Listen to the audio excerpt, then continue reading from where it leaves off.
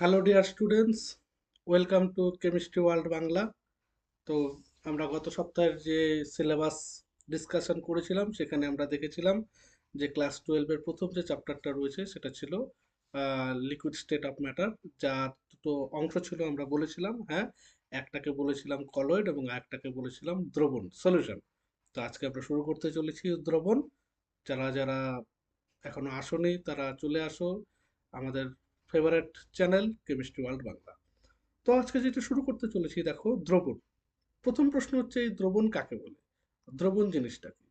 দেখো এখানে আমরা কিছু সলিউশন দেখতে পাচ্ছি, একটা ছবি দেখতে পাচ্ছি, তাই কি না? একটা হচ্ছে কি কালারলেস বর্ণহীন, আর একটা মধ্যে কালার রয়েছে। এই যে দ্রবণ, এই জিনিসটা অ্যাকচুয়ালি কি?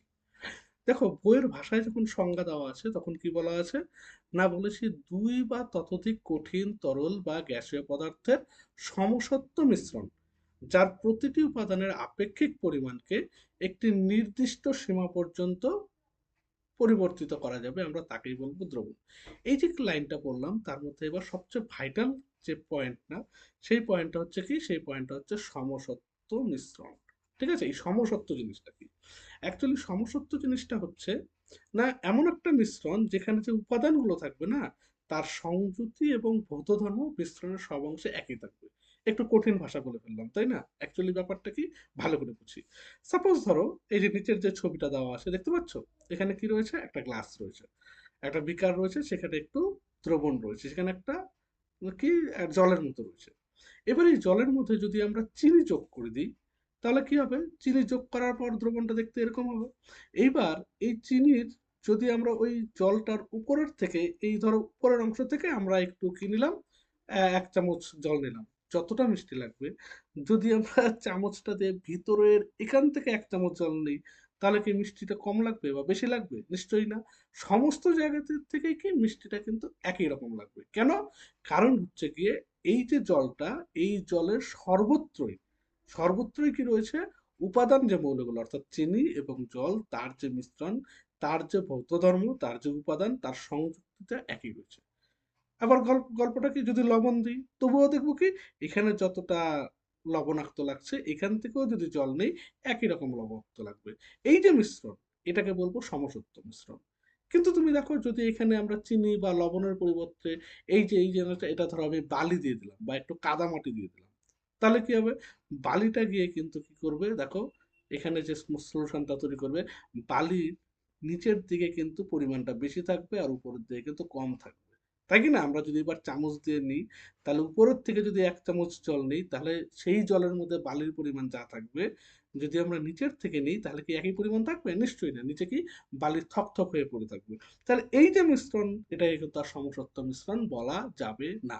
তাহলে আমরা এই মিশ্রণটাকে কি করবো, এটা হচ্ছে অসমসত্ব মিশ্রণ। তাহলে দ্রবণ কাকে বলবো?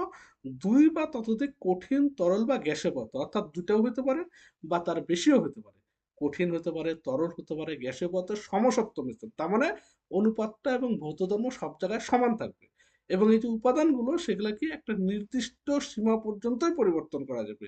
তুমি এই যে গ্লাসে জলটা নিয়েছো, সেখানে তুমি কি চিনি যদি মেশাও বা লবণ যদি মেশাও, 1 চামচ, 2 চামচ, 3 চামচ, এই জলের পর রেসপেক্টে কিন্তু চিনির পরিমাণটা একটা নির্দিষ্ট পরিমাণ পর্যন্ত আপেক্ষিক বলেছি। কেন? আমি যদি জলটাকে বাড়িয়ে দিই, তাহলে স্বাভাবিকভাবে চিনি মেশানোর পরিমাণটাও বাড়ানো যাবে। যদি এই জলটা এতটুকু করে দিই, তাহলে চিনির পরিমাণ একটু বাড়ানো যাবে।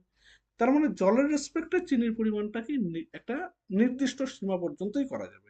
তাই সংজ্ঞায় কি বলছে, দুই বা ততোধিক কঠিন তরল বা গ্যাসীয় পদার্থের সমসত্ব মিশ্রণ, যার প্রতিটি উপাদানের আপেক্ষিক পরিমাণকে, আপেক্ষিক পরিমাণ দেখো খুব ইম্পর্টেন্ট, তার মানে একটা রেসপেক্ট আরেকটা, একটা নির্দিষ্ট সীমা পর্যন্ত পরিবর্তিত করা যায়, তাকে আমরা দ্রবণ বলবো।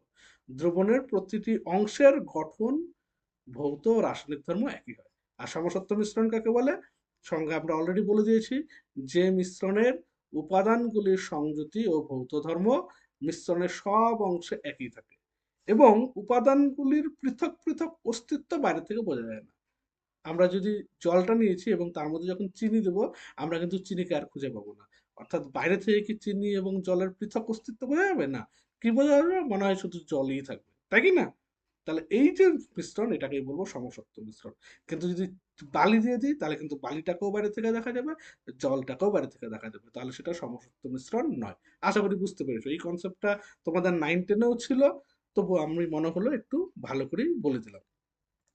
আচ্ছা, এবার বলেছে এই যে সলিউশন, সেই সলিউশনটা দুটো জিনিস নিয়ে গঠিত। কি, একটাকে বলি দ্রাব আর একটাকে বলি আমরা দ্রাবক। স্বাভাবিকভাবেই দ্রাবক কাকে বলবো না, ছোটবেলায় পড়েছো, দ্রবণের মধ্যে যে পদার্থ বা উপাদান কম পরিমাণে থাকে, অর্থাৎ যেটা দ্রবীভূত হবে, সেটাকে বলবো আমরা দ্রাবক। আর দ্রবণের মধ্যে যে পদার্থ বা উপাদান বেশি পরিমাণে থাকে সেটাকে বলি আমরা দ্রাবক। এবার এই পয়েন্টটা আমরা ছোটবেলায় পড়েছি, কিন্তু এখন একটা নতুন পয়েন্ট দেবো যেটা খুব ইম্পর্টেন্ট। কি না, দ্রবণের যে ভৌত অবস্থাটা না, সেই ভৌত অবস্থাটা সাধারণত দ্রাবকের ভৌত অবস্থা দ্বারাই নিয়ন্ত্রিত হয়। অর্থাৎ দ্রাবকের যেটা ভৌত অবস্থা হবে, দ্রবণেরও ভৌত অবস্থা কিন্তু সেম হবে। কিরকম না, দেখো এখানে একটা গ্লাসের মধ্যে আমরা জল নিয়েছি, এই গ্লাসের মধ্যে রয়েছে জল, এবং এখানে পাশে প্লাস দিয়ে দেখো আমি একটা চামচের মধ্যে চিনি বা লবণ যেটাই বলো না কেন নিয়েছি। এবার স্বাভাবিকভাবে চিনির পরিমাণ কম বা লবণের পরিমাণ কম, জলের পরিমাণ বেশি রয়েছে, তাহলে এটা দ্রাবক। আর এই চিনিটা কি, এই চিনিটাকে বলবো আমরা দ্রাব, তাই কি না? তাহলে এটা হচ্ছে দ্রাব, এটাকে বলছি দ্রাব, আর এটাকে বলছি দ্রাব। এইবার এই চিনি এবং জলটা যখন মেশানো হলো, দেখো এইখানেও কিন্তু সেম। দেখো এখানে কি তুমি চিনিকে আর কোথাও খুঁজে পাচ্ছ? যেরকম জলের কালার ছিল, জলের অ্যাকচুয়ালি কালার নেই, জল বর্ণহীন, এখানেও কিন্তু সেম জিনিসটাই রয়েছে, চিনির কিন্তু কোনো অস্তিত্ব খুঁজে পাওয়া যাচ্ছে না। কেন পাওয়া যাচ্ছে না? না, দ্রবণের যে ভৌত অবস্থা সেটা কি দ্রাবকের ভৌত অবস্থা দ্বারাই কি নির্ধারণ করে। এর জন্যই বলেছে দ্রাব প্লাস দ্রাবক ইজ ইকুয়াল টু দ্রবণ। দ্রবণের কিন্তু নির্দিষ্টভাবে আমরা কি ভৌত অবস্থাটা কার হবে, দ্রাবকের ভৌত অবস্থাটাই হবে। এটা কিন্তু নতুন পয়েন্ট, যে দেখো দ্রবণের মধ্যে যে পদার্থ বা উপাদানের পরিমাণ বেশি হয়, অর্থাৎ যার মধ্যে দ্রাব্য যোগ করা হয়, যার ভৌত অবস্থা দ্রবণের ভৌত অবস্থা নির্ধারণ করে, তাকে আমরা দ্রাবক বলি। বুঝতে পেরেছি? নেক্সট হচ্ছে দ্রবণের কিছু বৈশিষ্ট্য বলবো। 1 নম্বর বৈশিষ্ট্য, এই বৈশিষ্ট্যগুলো আমরা অলরেডি বোঝানোর সময় বলে দিয়েছি, এবার একটু একটু করে বলবো। 1 নম্বর পয়েন্ট কি বলেছে, দ্রবণের মধ্যে দ্রাবের কণাগুলি দ্রাবকের সঙ্গে সমসত্বভাবে মিশে থাকে। সমসত্ব জিনিসটাকেই অলরেডি আমরা বুঝেছি। 2 নম্বর বলেছি দ্রাবের যে কণাগুলো রয়েছে না, এখানে দেখো খুব ইম্পর্টেন্ট, দ্রাবের যে কণাগুলি সেগুলো কি 10⁻⁻, দেখো লিখেছি 10⁻⁻7 থেকে 10⁻⁻8 সেন্টিমিটার হয়। যদি 10⁻⁻7 থেকে -8 সেন্টিমিটার হয়, তাহলেই কি হয়ে যায়, দ্রাবের কণাগুলো কি দ্রাবকের যে কণাগুলো থাকে তার মাঝখানে মাঝখানে ঢুকে যেতে পারে এবং একটা দ্রবণ গঠন করে। কি না, অ্যাকচুয়ালি সিস্টেমটা কি হয়ে যায়, যখন জল থাকে না, ধরো দ্রাবক নিয়েছি, তাহলে এই এই এই এই এবার কি থাকে, ধরো এই যে একটা, এটা একটা দ্রাবকের মলিকুল, দ্রাবকের অণু, এখানেও একটা দ্রাবকের অণু, এদের মাঝখানে দেখো একটু গ্যাপ রয়েছে। এই যে ফাঁকা জায়গাগুলো আছে না, এই যে ফাঁকা জায়গাগুলো রয়েছে, এই ফাঁকার গ্যাপটা হয় মোটামুটি 10⁻⁻7 থেকে 10⁻⁸ সেন্টিমিটার।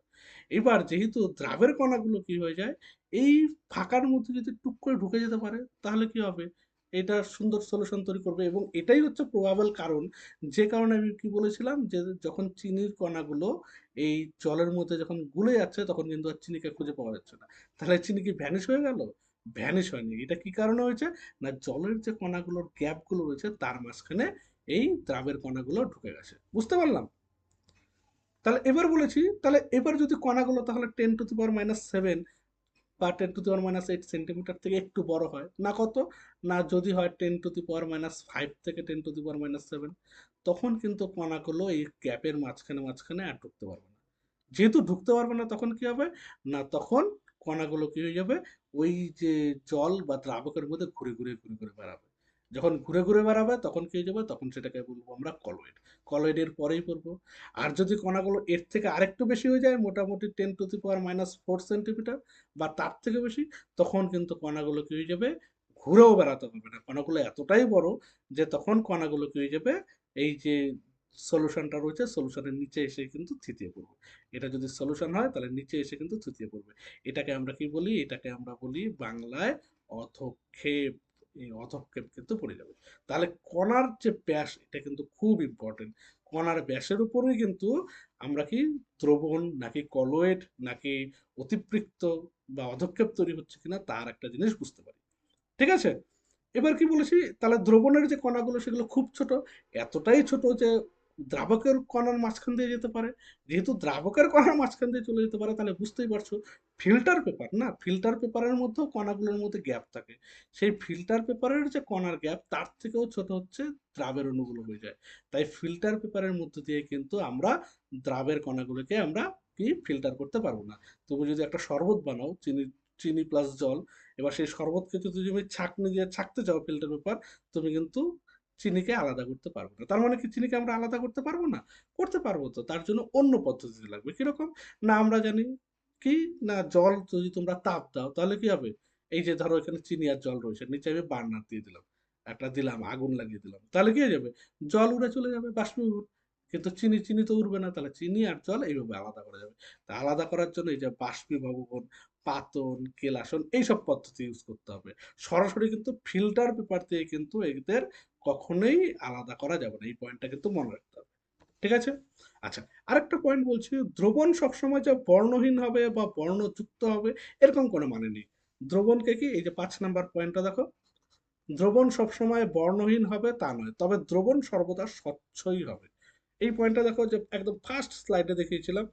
দেখো, এই প্রথম যে জারটা এখানে দেখো কালার, কোনো কালার ছিল, কালারলেস। আবার সেকেন্ডটার মধ্যে দেখো একটা টকটকে কালার দেখতে পাচ্ছি, কিন্তু দুটোর মধ্যেই দেখো এই জিনিসটা কালার আছে এবং নেই, কিন্তু এটা কি একদম স্বচ্ছ। স্বচ্ছ কেন দিয়েছি, না স্বচ্ছ মানে এক প্রান্ত থেকে যদি চোখ লাগাই তাহলে পরের প্রান্তে কি আছে সেটা কিন্তু দেখা যাবে। এটা কেন হয়, কারণ আবারও বলছি, ওই যে দ্রাবের কণাগুলো দ্রাবকের কণার যে মাঝের যে জায়গাগুলো রয়েছে তার মাঝে মাঝে কিন্তু ঢুকে যায়। তার ফলে কি হয়ে যায়, বাইরে থেকে তুমি এই দ্রাবের কণাগুলোকে দেখতেই পাবে না। যদি দেখতেই না পাও তাহলে সেটা কি স্বচ্ছ হবে। আর যদি কলয়েডের মতো ঘুরে বেড়ায় কিংবা অধক্ষেপ সৃষ্টি করে, তুমি একমাত্র তখনই কি অস্বচ্ছ হবে। তাই এই পয়েন্টটা খুব ইম্পর্টেন্ট, যে কি দ্রবণ সবসময় বর্ণহীন হবে বা বর্ণযুক্ত হবে, যাই হোক না কেন দ্রবণ সবসময় স্বচ্ছ হবে। ঠিক আছে? আচ্ছা, দ্রবণের উপাদানের অনুপাতের পরিবর্তনের সঙ্গে সঙ্গে দ্রবণের ধর্ম, যেমন স্ফুটনাঙ্ক, হিমাঙ্ক, বাষ্পীয় চাপ এসব পরিবর্তিত হয়। আচ্ছা, আরেকটা খুব ইম্পর্টেন্ট পয়েন্ট, স্টার দিয়ে দিচ্ছি এটা, যে দ্রবণ যখন তৈরি হবে তখন তাপ নির্গতও হতে পারে, তাপ শোষিতও হতে পারে। কোনো কোনো দ্রবণ তৈরি করার সময় তাপ নির্গত হয়, কোনো কোনো দ্রবণ তৈরি করার সময় তাপ শোষিত হয়। তোমরা যদি ক্লাস 11-এ প্র্যাকটিক্যাল করে থাকো তাহলে দেখবে সোডিয়াম হাইড্রোক্সাইডের যদি সলিউশন তৈরি করো, এনওএইচ এর সলিউশন, তখন দেখবে সোডিয়াম হাইড্রোক্সাইড, আমরা বিটগুলো নিই না, এই ধরো একটা বিকারের মধ্যে আমরা কি করি, আমরা প্রথমে তো জল থাকে, এখানে ওয়াটার থাকে, তাই কি না, এখানে কি রয়েছে H2। এবার এইটার মধ্যে যদি আমরা এনওএইচ এর বিট দিয়ে দিই, এনওএইচ এর বিটগুলো দেখতে কিরকম হয়, সাদা সাদা এরকম হয়। এই বিটগুলোকে যদি আমরা এখানে দিয়ে দিই তাহলে দেখবে, যারা প্র্যাকটিক্যাল করেছো, ওয়াল বরাবর যেখানে সলিউশনটা রয়েছে এই ওয়াল বরাবর এই জায়গাটা কিন্তু গরম হয়ে যায়, দেখবে প্র্যাকটিক্যাল করার সময়। এই যে গরমটা হলো, তার মানে হিট জেনারেট করলো, তাপ নির্গত হলো। এটা কিসের জন্য হলো, না এই দ্রবণ তৈরি করার সময় তাপ নির্গত হয়।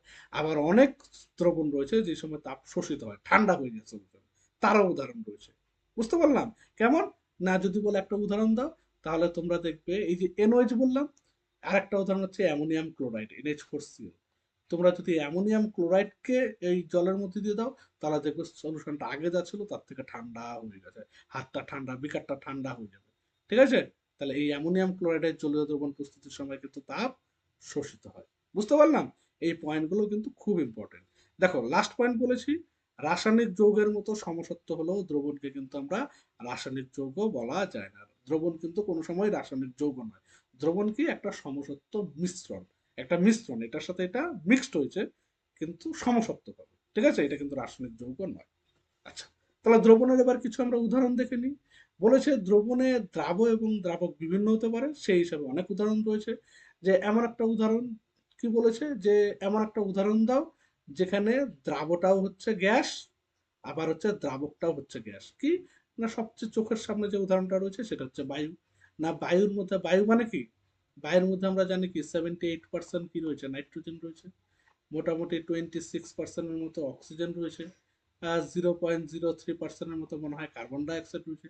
দেখো, নাইট্রোজেন, অক্সিজেন, কার্বন ডাইঅক্সাইড, এবার কি, দেখো যদি আমরা বেশিরভাগটা আমি কার্বন ডাইঅক্সাইডটা ছেড়ে দিলাম, আরো কিছু থাকে সেগুলো ছেড়ে দিলাম, সবচেয়ে বেশি নাইট্রোজেন আর অক্সিজেন। তাহলে অ্যামাউন্টের দিক থেকে নাইট্রোজেন সবচেয়ে বেশি, তারপরে অক্সিজেন। তাহলে দ্রাবককে নাইট্রোজেন, দ্রাবকে অক্সিজেন। এবার দ্রাবক এবং দ্রাবক দুটোই কি এখানে গ্যাস, এর জন্য বলেছে গ্যাস আর গ্যাসের মিশ্রণ। একটা উদাহরণ কি ভাই? ঠিক একই রকম ভাবে এরকম দ্রাবকে দ্রাবক গ্যাস, দ্রাবক তরল, তার উদাহরণ কি? না কুয়াশা। কুয়াশার মধ্যে আমরা কি দেখি? কুয়াশার মধ্যে কি থাকে? কুয়াশাটা অ্যাকচুয়ালি কি গ্যাস, তার মধ্যে কি তরল থাকে। বুঝতে পারলাম? জলীয় বাষ্প দ্বারা সম্পৃক্ত বায়ু, গ্যাসের মধ্যে কি জলের কণা থাকে। বুঝতে পারলাম? ঠিক একই রকম ভাবে ধোঁয়া, ধোঁয়াটা অ্যাকচুয়ালি কি? ধোঁয়াটা দেখতে কালো হয় কিন্তু কিসের জন্য? না গ্যাস, তার মধ্যে কার্বনের কণা, ধূলি কণা, মরুভূমিতে ধূলির ঝড় হয়। কিরকম? বায়ু তো যায়, সেই বায়ুর সঙ্গে সঙ্গে কি প্রচুর পরিমাণে মরুভূমির যে ধুলো রয়েছে সেই ধুলোকে নিয়ে যায়। তার মানে কি যার মধ্যে যাচ্ছে সেটা কি? সেটা হচ্ছে বায়ু। সেটা কি দ্রাবকটা, তার মানে কি বেশি পরিমাণে কি গ্যাস। আর ধূলিগুলো যাচ্ছে বা কার্বনের কণা যাচ্ছে সেগুলো কি? সেগুলো কঠিন। তাহলে গ্যাসের মধ্যে কঠিনের উদাহরণ কি? এই যে বায়ুতে ভাসমান ধূলিকণা, ধোঁয়া। তরলের মধ্যে কি গ্যাস থাকতে পারে? তরলে গ্যাসের একটা খুব উদাহরণ তোমরা সবসময় খাও কি? Coca Cola, Pepsi. এগুলোর মধ্যে কি ঠান্ডা যে পানীয়গুলো রয়েছে সেগুলোর মধ্যে কি থাকে? ছিপি খোলার সঙ্গে সঙ্গে কি বেরিয়ে আসে, হরহর করে বেরিয়ে আসে কেন? ওর মধ্যে প্রচন্ড প্রেসারে, হাই প্রেসারে কি থাকে? কার্বন ডাই অক্সাইড থাকে। তাহলে লিকুইড, তার মধ্যে কি রয়েছে? গ্যাস। উদাহরণ কি? নাই দেখো সোডা ওয়াটার, আমরা যেগুলো খাই, সাবানের ফেনা, খুব ইম্পর্টেন্ট। তরলের মধ্যে গ্যাস রয়েছে। সাবানের ফেনা বুদবুদ তৈরি হয় করে কি না? তাহলে এগুলো কিন্তু উদাহরণ, এই উদাহরণগুলো থেকে কিন্তু পরীক্ষায় প্রশ্ন আসে। ঠিক আছে, খুব ভালো করে পড়বে। তরলের উদাহরণ, তরলের উদাহরণ, এটা তো খুব ইম্পর্টেন্ট। কিরকম? অ্যালকোহলের সঙ্গে জল না মেশালে ঠিকঠাক হবেই না। এটা শুনেই লোকজন একটু অন্যরকম ভাবে ভাবছে, তাই কি না? যাদের একটু অভ্যাস টভ্যাস থাকে। আমরা জানি আমরা সবাই, তাই কি না? সেটা আর অত ডিসকাসে বলছি না। তো কি, বা আমরা যারা কেমিস্ট্রি প্র্যাকটিক্যাল করি, সেই প্র্যাকটিক্যাল করতে গিয়ে আমরা অ্যাসিডের সঙ্গে জল মেশাই, এটার সঙ্গে ওটা মেশাই, সবই কি লিকুইডের সঙ্গে লিকুইড। বুঝতে পারলাম? আচ্ছা, যদি বলে তরলের মধ্যে কঠিন, সবচেয়ে ফেমাস উদাহরণ আমরা এতক্ষণ শরবত বানালাম, চিনির জল, তাই কি না? আচ্ছা, যদি বলে যে কঠিন দ্রাবকের মধ্যে গ্যাস, তার কি কোনো উদাহরণ দিতে পারবে? অবশ্যই দিতে পারবো, কঠিনের মধ্যে গ্যাস। তো আমরা ক্লাস 11 পাস করে এসেছি, ওখানে আমাদের একটা ছিল না, আমাদের একটা জিনিস ছিল যে CH2 ডাবল বন্ড CH2, অর্থাৎ অ্যালকিন। অ্যালকিনকে আমরা কি করলাম? রিডাকশন করলাম। রিডাকশন করে কি তৈরি করলাম? না অ্যালকেন তৈরি করবো। এই যে রিডাকশন হয়, সেখানে আমরা ফেমাস রিয়েজেন্ট ইউজ করতাম কি? Hydrogen in presence of platinum, or কি প্যালাডিয়াম, অর কি নিকেল। এই যে করতাম, এটা অ্যাকচুয়ালি কি? অ্যাকচুয়ালি মেটালটা এরকম করে থাকে। এই যে মেটালের যে সারফেস, সেই সারফেসের মধ্যে কি থাকে? হাইড্রোজেন গুলো এইভাবে আটকে থাকে। সারফেসের মধ্যে হাইড্রোজেন গুলো আটকে থাকে। তো এই সারফেস, তাহলে এই যে সারফেস, এটা কি কঠিন? তাহলে দ্রাবকটা বেশি পরিমাণে কে রয়েছে? দ্রাবক কঠিন, নিকেল বা প্যালাডিয়াম। এবার তার উপরে কি হাইড্রোজেন গুলো অ্যাক্টিভ অবস্থায় থাকে। এই হাইড্রোজেন গুলো কি CH2, যেটা অ্যালকেন ডাবল বন্ডের সাথে যুক্ত হয়ে কি অ্যালকেন তৈরি করে। তাহলে এই এক্সাম্পলটা তো আমরা জানি। তাহলে কঠিনের আর গ্যাসের, দ্রাবক কঠিন, দ্রাবক গ্যাস, তার উদাহরণ যদি বলি, তাহলে প্যালাডিয়াম বা প্লাটিনাম ধাতু দ্বারা শোষিত যে হাইড্রোজেন সেটা। বুঝতে পারলাম? কঠিনের মধ্যে তরল, কঠিনের মধ্যে তরল থাকে কিন্তু best example jelly, zinc amalgam. Zinc এবং পারদের সমন্বয়ে উৎপন্ন। আমরা জানি পারদ হচ্ছে তরল, জিঙ্ক হচ্ছে কঠিন। এবার জিঙ্কটা বেশি পরিমাণে থাকে, পারদ কম থাকে, পারদের দাম বেশি, তাই কি না? জিঙ্ক ও পারদের সমন্বয় যেটা তৈরি হলো জিঙ্ক অ্যামালগাম বলে। পারদের যে কোনো, যখন অন্য ধাতুর সাথে যুক্ত হয় তখন সেটাকে আমরা অ্যামালগাম বলি। আচ্ছা, কঠিনের সঙ্গে কি কঠিন হতে পারে? ইয়াস, এটাও হতে পারে। আমরা পড়েছি পিতল, পিতলের জিনিস বাড়িতে ইউজ করি। পিতল মানে কি গো? পিতল মানে হচ্ছে কি কপার আর জিঙ্কের মিশ্রণ। এবার পিতলকে দেখে তুমি বলতে পারবে কপার কোনটা আছে আর জিঙ্ক কোনটা আছে? কপারও রয়েছে, জিঙ্কও রয়েছে। এই যে সমসত্ব মিশ্রণ, এটাকে আমরা কি বলবো? কঠিন। কঠিন, এই, এটা এতটাই ইম্পর্টেন্ট যে এটার উপর একটা আলাদা টপিকই তৈরি হয়ে গেছে, যেটাকে আমরা বলি কঠিন দ্রবণ। দেখতে পাচ্ছ কঠিন দ্রবণ? কঠিন দ্রবণ কাকে বলে? বলেছে কঠিন দ্রবণ হলো দুই বা ততোধিক কঠিন মৌলের একটি সমসত্ব মিশ্রণ। তার মানে কি? সমসত্ব মিশ্রণ, এই পয়েন্টটা তো দ্রবণ মানেই সমসত্ব মিশ্রণ। এই পয়েন্টটা ঠিকই আছে, কিন্তু এখানে কি দ্রাব এবং দ্রাবক দুটাই কি হবে? দুটাই কঠিন হবে। এই যে এই প্রকার দ্রবণে একটি উপাদানের কঠিন ক্যালাসের অণুগুলো কি হয়? অন্য উপাদানের অণু বা ক্যালাসের মধ্যে বিক্ষিপ্তভাবে সজ্জিত থাকে। এই সজ্জার উপর ডিপেন্ড করে কিন্তু কঠিন দ্রবণকে আবার দুই ভাগে ভাগ করা হচ্ছে। কিরকম? না দেখো, একটাকে বলেছে প্রতিস্থাপিত কঠিন দ্রবণ, একটাকে বলেছে ইন্টারস্টিশিয়াল কঠিন দ্রবণ। এবার প্রতিস্থাপিত কঠিন দ্রবণ কিরকম? না ধরো একটা কম্পাউন্ড রয়েছে, এই কম্পাউন্ডটা ধরো, এই ধরো এই কম্পাউন্ডটা, এটা কি, এটা গোটাটা ধরো কপার দিয়ে তৈরি। এই যে গোলগুলো, এই সব গোলগুলো, এগুলোর মধ্যে কি রয়েছে, এটার মধ্যে কি রয়েছে, এগুলোর মধ্যে রয়েছে কপার। কি রয়েছে, কপার। প্রত্যেকটা কিন্তু কপার।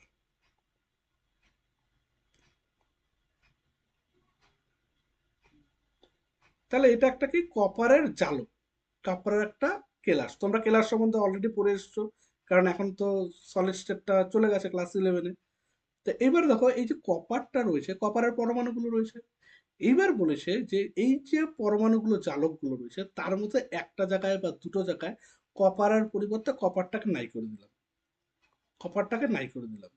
ঠিক আছে, কপারের পরিবর্তে কি চলে আসলো, ওখানে যদি জিঙ্ক দিয়ে দিই, যে এইখানে গোটাটা রয়েছে, এই গোটাটার মধ্যে এবার কি রয়েছে, এটা কপার না দিয়ে এটাকে কি করে দিলাম, জিঙ্ক করে দিলাম। যে এটা জিঙ্ক রয়েছে, এটা জিঙ্ক রয়েছে। তার মানে কপারের একটা পরমাণু কি দ্বারা প্রতিস্থাপিত হলো, জিঙ্ক। লিখে দিচ্ছি যে জিঙ্ক। এটা কি, এটা হচ্ছে জিঙ্ক। তাহলে বাকিগুলো সব কপার, মাঝখানে একটা বা দুটো পরমাণু কি দ্বারা প্রতিস্থাপিত হলো, জিঙ্ক দ্বারা। তাহলে এবার এই কেলাসের মধ্যে কি কি থাকলো, কপার আর জিঙ্ক দুটোই থাকলো। তাহলে তখন সেটাকে আমরা বলবো প্রতিস্থাপিত কঠিন দ্রবণ। তা প্রতিস্থাপিত কঠিন দ্রবণ কাকে বলবো, না যে দ্রবণে একটি পদার্থের পরমাণু বা অণু বা আয়নগুলো অপর পদার্থের কেলাস চালকে উপস্থিত যে কণাগুলোর স্থান দখল করে বা প্রতিস্থাপিত করে, তখন সেটাকে আমরা কি বলবো, প্রতিস্থাপিত কঠিন দ্রবণ। যেমন হচ্ছে জিঙ্ক আর কপার, না একটা সলিউশনের মধ্যে 4 ভাগ থাকে কপার, 1 ভাগ থাকে জিঙ্ক, তখন সেটাকে বলবো আমরা কপার জিঙ্ক। আবার যদি গল্পটা এরকম হয়ে যায়, ধরো এই একটা কম্পাউন্ড রয়েছে, ঠিক আছে, ধরো এই,